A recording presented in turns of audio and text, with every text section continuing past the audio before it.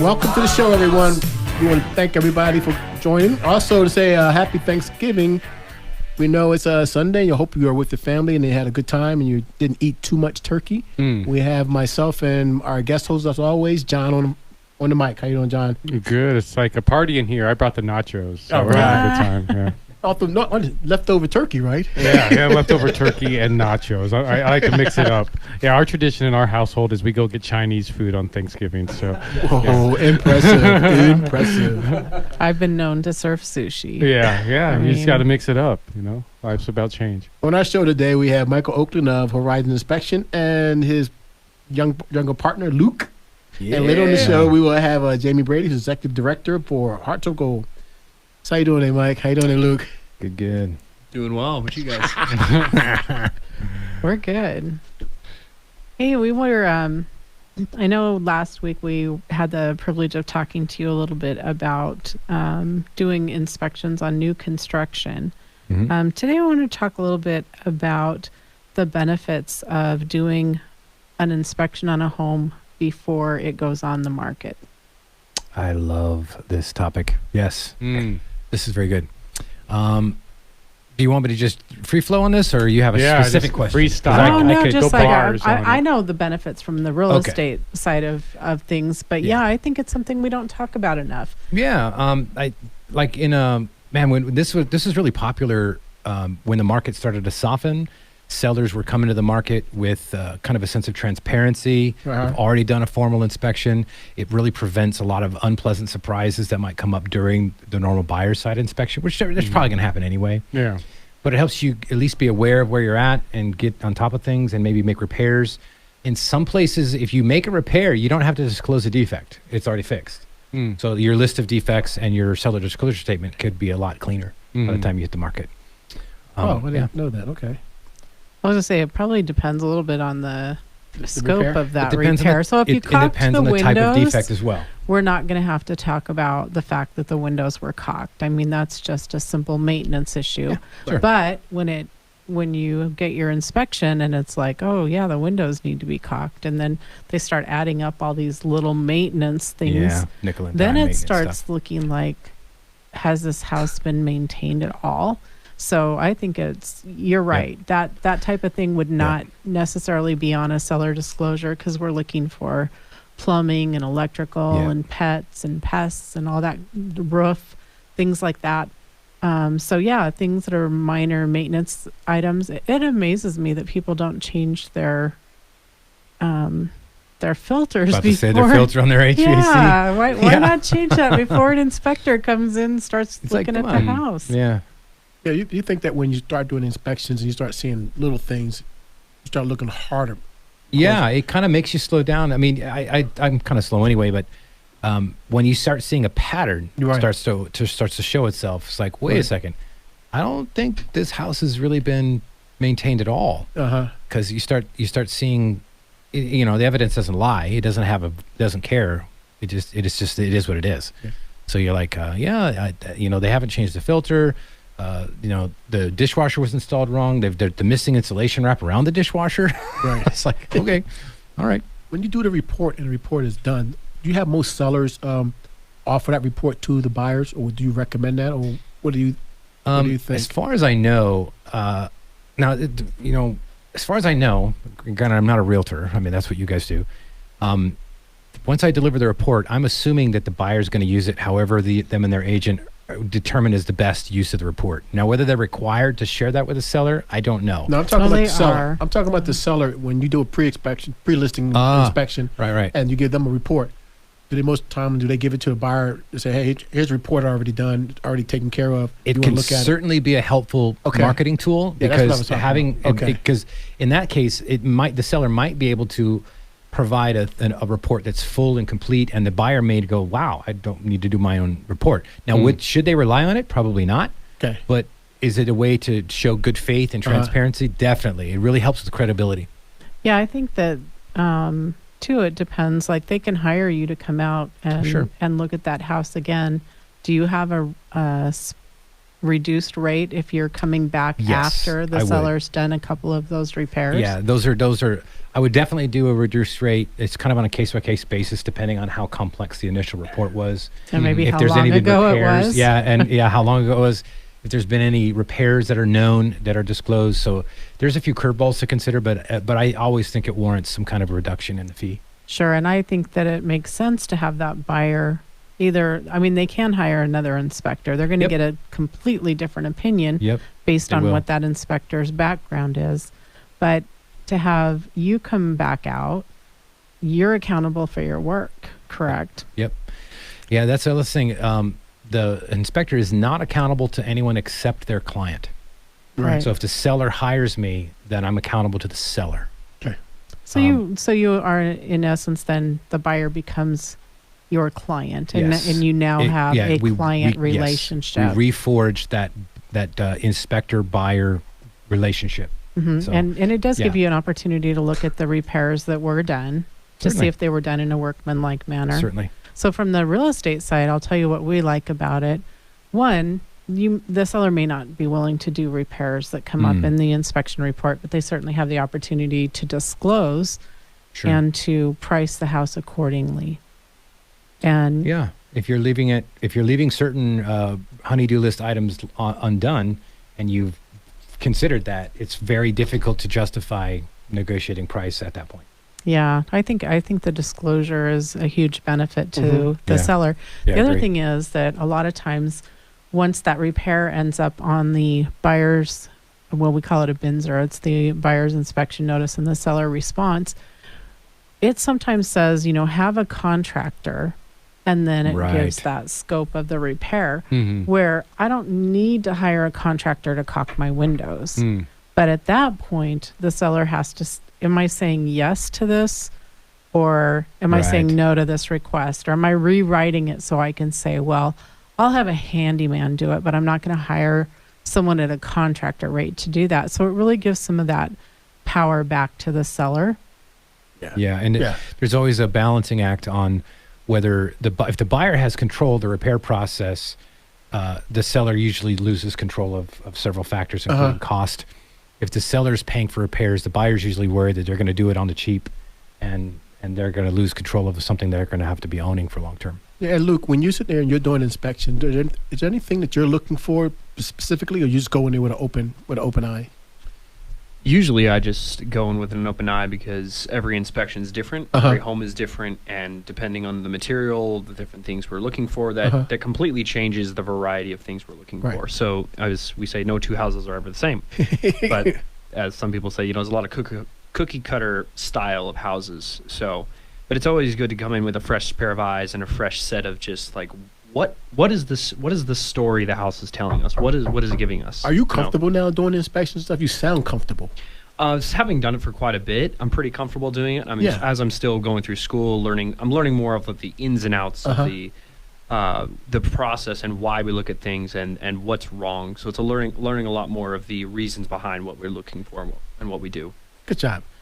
We're headed to the break. We have Michael Oakland of Horizon Inspection and Luke, his counterpart, a little buddy. He's like a larger medium buddy, Yeah. not like a little guy at all. We thank you for spending this afternoon with us. You're listening to the I Am Real Estate Show on KVOI, 1030 a.m. We'll see you on the other side. Hey, thanks for coming back to the I Am Real Estate Show with Sandra, Ray, and John. Our guest host, John. And we have on our show, we have Michael and Luke. Yeah, they're the coolest people that you could possibly ask for. He's like the battling duo here in the studio. But the cool thing that I like about these guys, having them, they both inspected my place, I believe. I don't know if it's both you guys, one of you guys. Yeah. But I know Horizon inspected my place.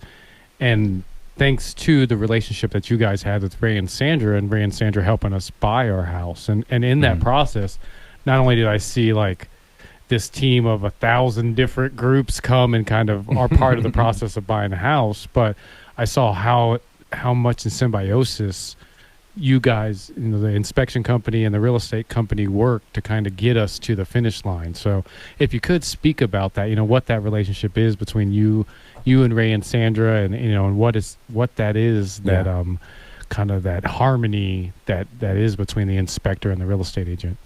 Yeah, no, that's I appreciate the question.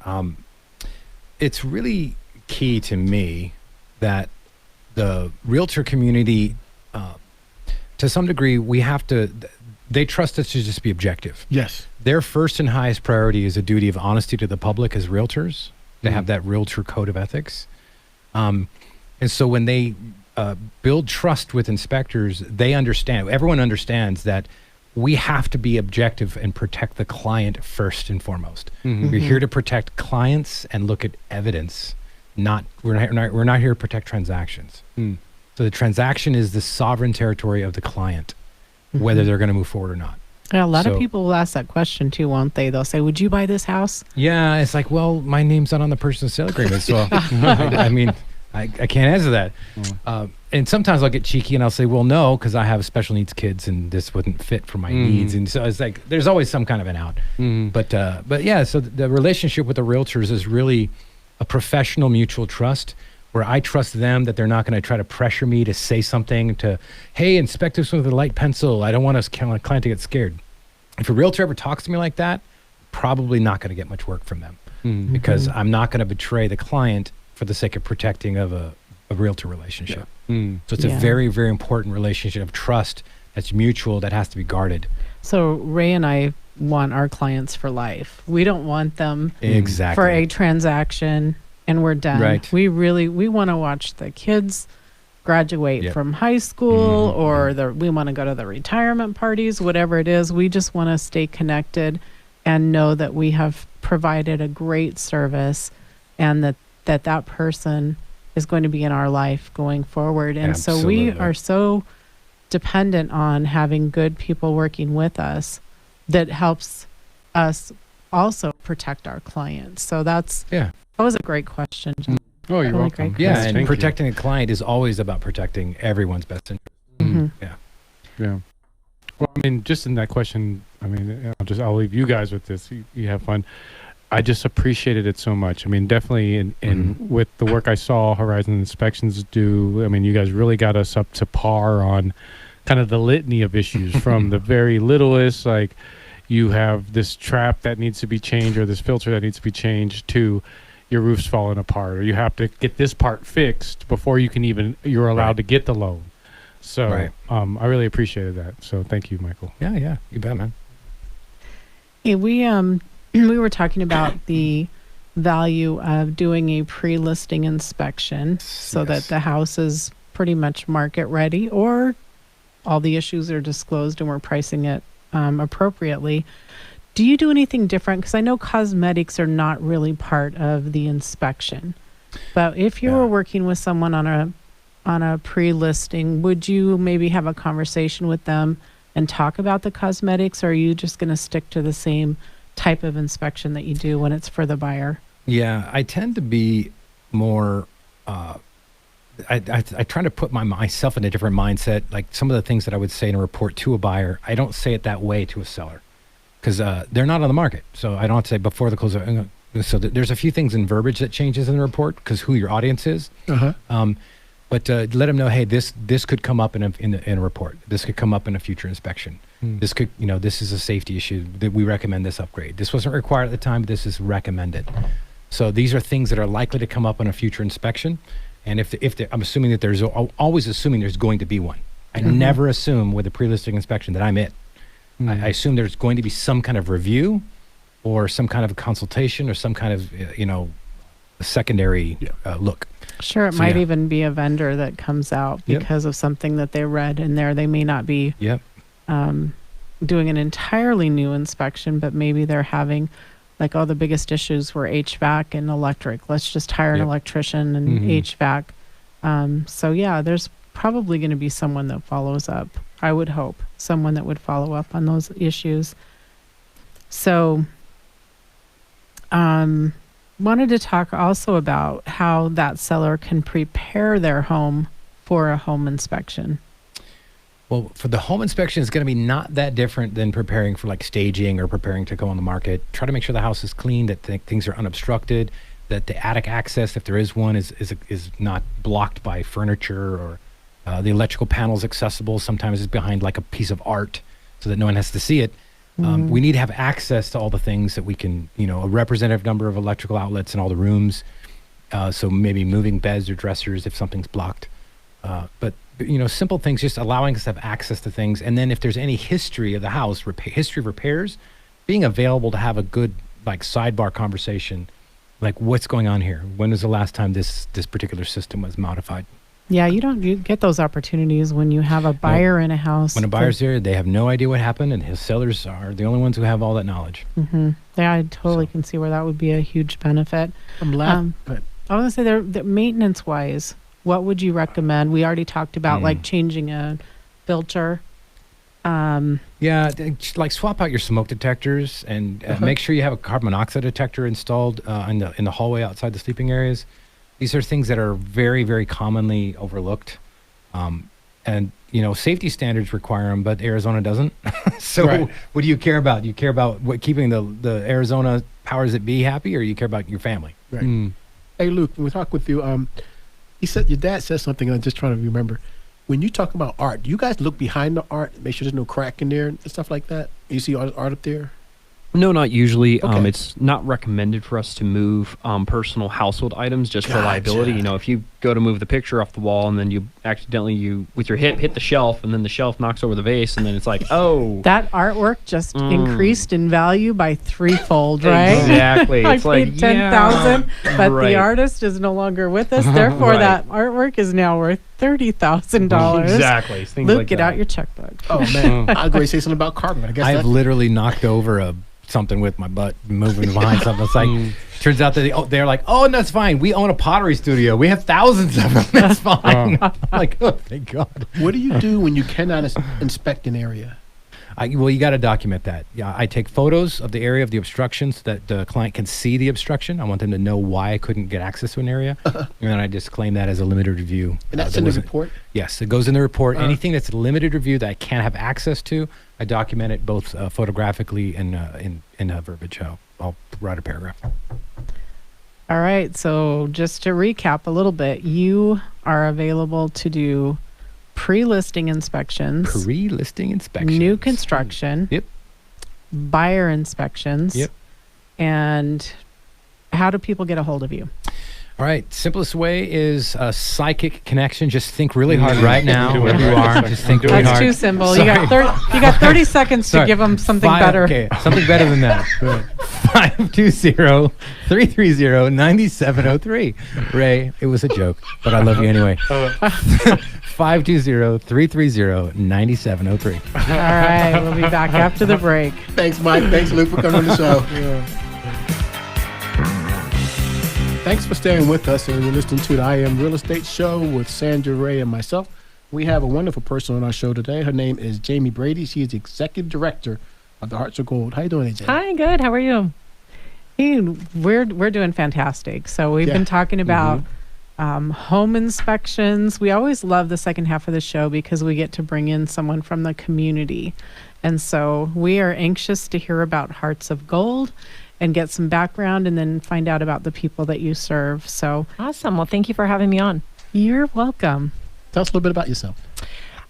So I was employed with Tucson Police Department for 20 years. Nice. I had a 20-year career. Thank you for your service. Thank you. Yeah, wonderful career there. And then I retired in 2019, and this organization needed an executive director, so I kind of rolled right into this.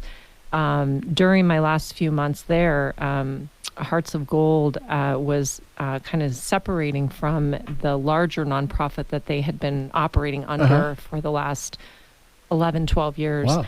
And so that was kind of my project when I was there, was to make that separation happen. So you had to stand it up? Yeah, Okay, so it was stand it up as its own entity. correct. Okay, Yeah. okay. Yeah, so our TPD liaison, Lieutenant Mechtel, and I kind of put the board together, which is a group of law enforcement supportive community members, business owners that were a standalone board of directors. Wow. We wrote the bylaws, wrote the operating procedures, did the whole thing, and got our IRS certification as a 501c3. And so that was in 2019? Yeah. That was in from July to October of 2019. And then I retired in October and actually volunteered for the organization for the next couple months. And then they hired me as their executive director in January. That's good news. Good to hear. Awesome. So who is it that Hearts of Gold serves? So we serve the overall law enforcement community of Southern Arizona. Okay. More specifically, we really focus our efforts on the Tucson Police Department. There are so many needs, not only from the department in general, but also from the members that work there.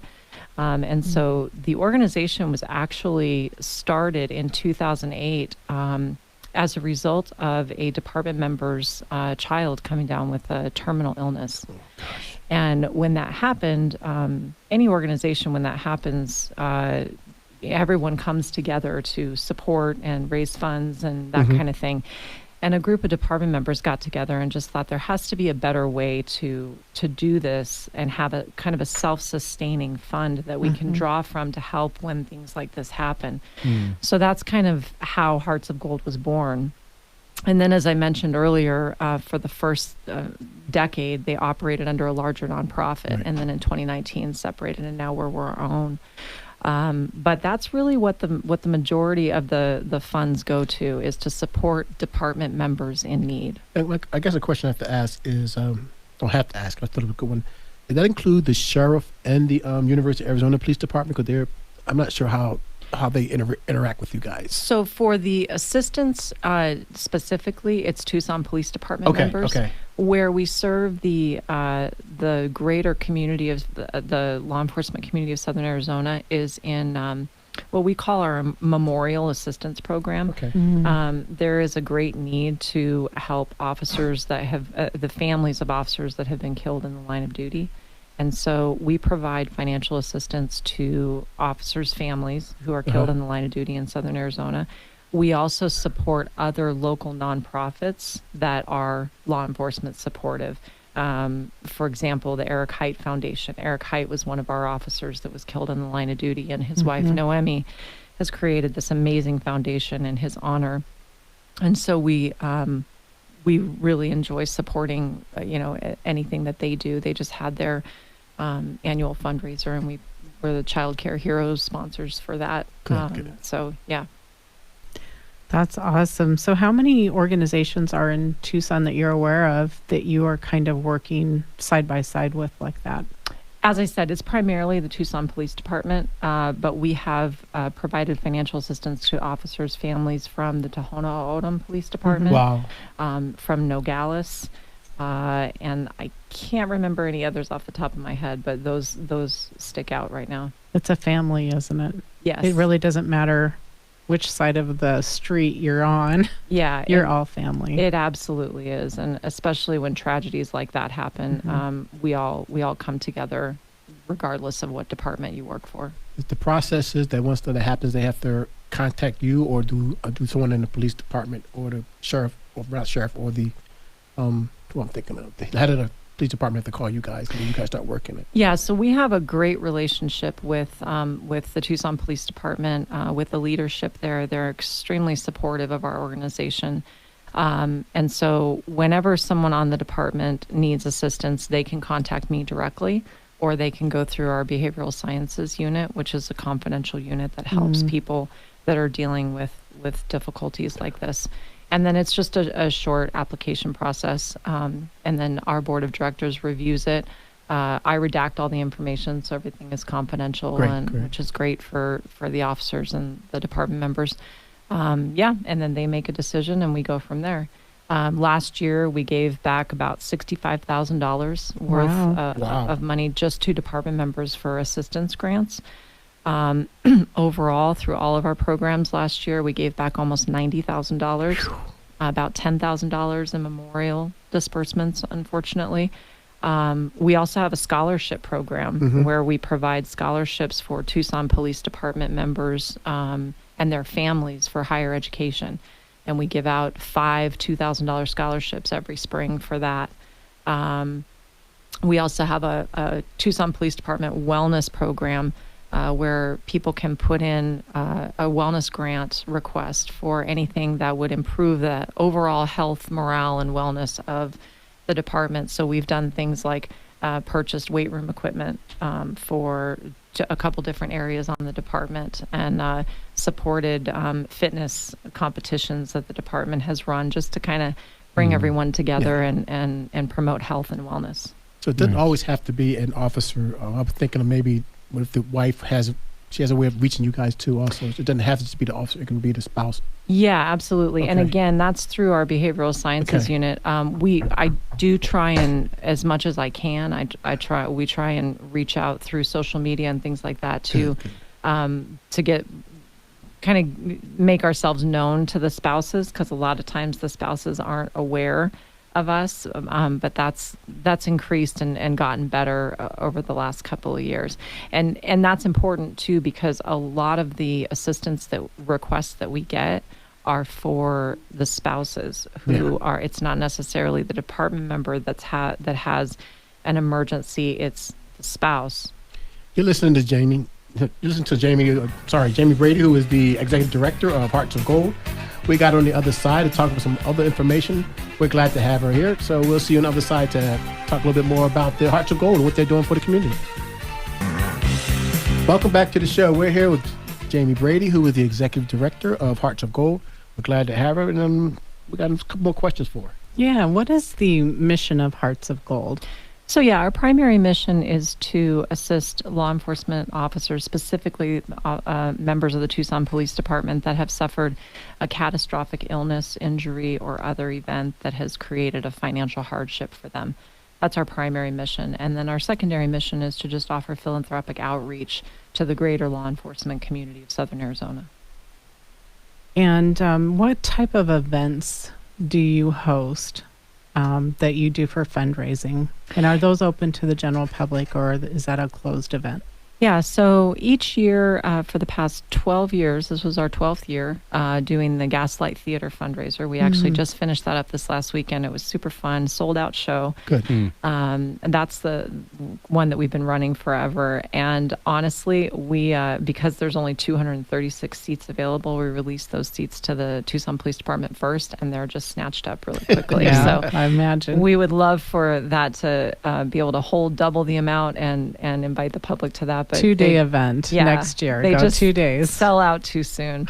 The last couple of years, we've actually had a really fun fundraiser that we've done over at Top Golf, which you guys were able to join us at. Great event. Yeah, A lot of fun. So that was awesome. That was definitely open to the public. We had so much public community support at that. It was just amazing. The board has actually decided for this next year, as a result of a survey that we put out to the department, everybody is kind of really ready to get back to that fun, more semi-formal, formal gala type event. All right. So we have just begun the planning process for that for 2023, and that's probably going to be in the late summer next year, around August. We're hoping to do it at a resort here in town and just make a full day of it. That again will be open to the department first, and so if we don't sell out of tickets to department members, we would certainly open that up to law enforcement supportive community members. So Jamie, how does someone get a hold of you guys? Yeah, so our website is TucsonHeartsOfGold.org. It's really important to put the Tucson in there because, as I learned when creating this website, there are a lot of organizations nationwide that are named Hearts of Gold. Okay. So the Tucson piece is really important. So it's TucsonHeartsOfGold.org. And on there you can find the home page. We've got a donate button up in the upper right-hand corner for you to make a donation if you choose. And there's also a ton of information about what we do on there and all of our programs. Is there a phone number, or just go straight to the website? Just at the website. And then there's a contact. Our email is info@TucsonHeartsOfGold.org. Feel free to shoot us an email. And then there's also, you can subscribe to our newsletter. Yeah. We do quarterly newsletters, and those are all on the website, and you can subscribe to that and get that as well. Great. Do you have any stories that you could share with us, maybe some of the successes of your program and the ways that you've reached out? Yeah, we unfortunately I'm in the seat where I get to see the need for this. And it really truly can be heartbreaking. I would say the majority of the department members that we help have some relation to cancer, whether they have come down with cancer. Unfortunately, we've had children of department members that have cancer, wives, husbands with cancer. That's probably the number one thing that we help people with. We've also helped people that have had just catastrophic events happen, like house fires or, a series of multiple events all happen at one time. The great thing about our organization and our board is they're just so dedicated to what they do. I have them on a text thread. Wow. And I try not to bother them because they're all, they all have full-time jobs as well, but they are so committed and their hearts are in this so much that if I have an emergent request for assistance, that I can just text them. And I remember specifically one Saturday afternoon, I got a phone call from a department member who's just had a phone call herself that her mother, all the way back east, was seriously ill and was probably not going to make it another 24 hours. And she literally did not have the money to get back there. And so I got on that text thread. I said, hey guys, I'm so sorry. This can't wait till a board meeting. Wow. And by that evening, I had purchased her tickets and she arrived on a plane that night about 4 hours before her mother passed away. So it was really incredible to just be part of an organization that was able to help someone be there with their family member before they passed away that otherwise would just not have had the resources to do it. I love the fact you do the little, to me, I call them the little things that people don't really see. Yeah. But that going there and seeing that and being with your family member during the last parts of life is really, really important, because after they pass away, you got to go and live on, and you're going to always remember if you weren't there. Correct. Yeah. And you guys are taking that hardship out of the equation. Yeah. And then while she was there, there was just a whole host of, obviously the funeral expenses then landed on her, and it was really unexpected. So we were able to help her with that as well. So things like that you just, you don't think that you're ever going to need it. And then something happens and you do. Yeah, just not being prepared for those moments. And you mentioned the scholarships. Are those going to children of law enforcement, or are they actually continuing education? So actually it can be either or. It's available to department members that are participants of Hearts of Gold, and it's also available to their family members. So this last year, we actually had 6 very we normally just do 5 $2,000 scholarships. And again, this board, their hearts are just so big. They got 6 applicants that the last 2, we actually got a total of 10 applicants, but the number 5 and number 6 tied in the scoring rubric. And they said, give them both. So we wound up giving 6 this last year, and they were all to children of department members. That's really cool. Yeah. When going on the website, are a lot of the police department members of Hearts of Gold, or it's just people that go on the website who can sign up for it? Yeah, so the participants, we have about 600 participants on the department that are Hearts of Gold participants. Okay. Everyone who is a Tucson Police Department member has the ability to give $5 a paycheck and become a participant. And so we are super grateful for all of the department members that do that, because they're a big reason of why we're able to do what we do. But the need is also so big that we really need the community support as well. Okay. How large is the department? I don't know the current numbers right now.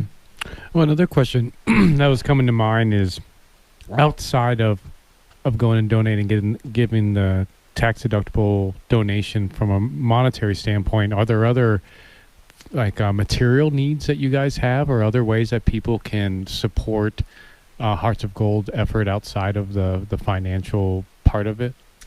We don't actually have like a dedicated office space or anything like that. Our address is actually listed with the IRS. It's actually the police department's address. They're awesome enough to let us use their address. So in terms of stuff like that, there's really not a need. Where the need comes from is obviously the monetary donations, because that's what we do. We give money to the department members that are in need. But also when we come around each year to the fundraisers, for example, I'm looking right now for businesses that are willing to donate services for the fundraiser for next year in exchange for things like advertising on our website and that kind of stuff. Good. So that's the kind of stuff that's helpful during the fundraiser times. Awesome. And is that your gala that you're talking about? Yes. Yeah, so we'll need things like, we'll need donations of things like photography services and photo booth services and things like that, people to sponsor those type of things at the event. So more of the money that we bring in can go to our mission. Sure. As the executive director, is that your responsibility to go out and do that thing, or do you have a staff that helps you, or that's just you going out there? I have no staff. You're looking at her right now. I have no staff. It's just me. But I will say that I tell people all the time, I am living my dream. I am doing my heart work right now. Oh, that's awesome. My career with the police department, I was so blessed and fortunate to have that career. It was just amazing, and I wouldn't trade it for anything. But the fact that I got to retire from that and now get to be in a position where I get to help facilitate the help to people that I worked alongside for so many years is just, it's amazing. I love what I do, and my husband would tell you that, if I could just sit down and do this 24/7, I would. But I have to, tell myself, okay, I've been doing this for long. My kids need dinner now. Right. Well, tell us again the website and the email address people can reach out to you. Absolutely. Yeah, it's TucsonHeartsOfGold.org.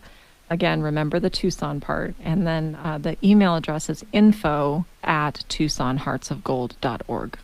We definitely enjoyed you being on the show. Thank you so much for taking the time. Thank you for having me. You're listening to Jaime Brady, who is the executive director of Hearts of Gold. We'd like to thank her for being on the show. Also, Michael Oakland, who was from Horizon Inspection, who was also on the show earlier today. So we want to thank those guys. I'll let my wife sit back and tell all the other people we want to thank. We would like to thank our other sponsors, the Horizon Inspections, Indy Realty, Inspired Life Mortgage, Rego Pest Prevention, Atomic Nutrition, and Sweet Little Chefs.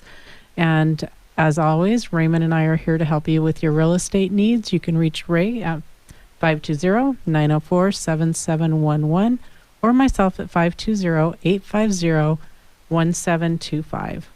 Yeah, you're listening to the I Am Real Estate Show with Raymond and Sandra and our guest host, Sean McClain. Yep. Thank you, guys. We will see you next week. And we just want to say thank you, Jaime, for all you do and the support you do for this community. Thank you so much.